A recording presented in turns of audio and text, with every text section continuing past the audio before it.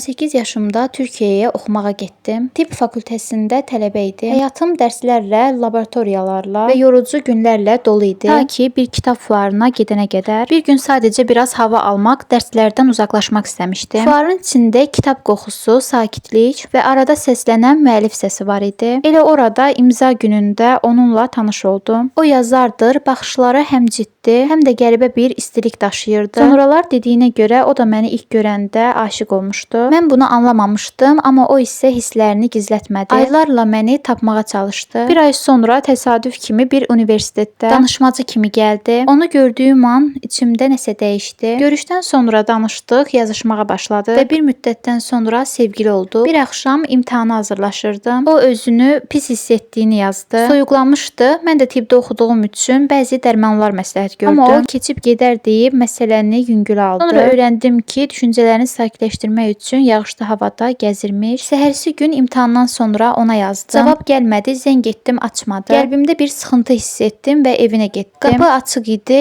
Evə girəndə isə gördüm ki, o yerdə uzanıb. Bədəni buz kimidir. Tez maşına mindirib xəstəxanaya apardım. Həkimlər müdaxilə etdilər, mən isə çöldə gözlədim. Hər dəqiqə sonsuzluğa çevrilmişdi. Nəhayət həkim çıxıb hər şey qaydasındadır dedi. O an nəfəs aldığımı hiss etdim. Universiteti bitirən kimi evləndik. Mən uzmanlıq oxuyuram, o isə yazmağa davam edir. Həyatımız sakit amma doludur. Bir-birimizi o gecə xilas etdik və o gündən bəri bir-birimizdən ayrılmadıq.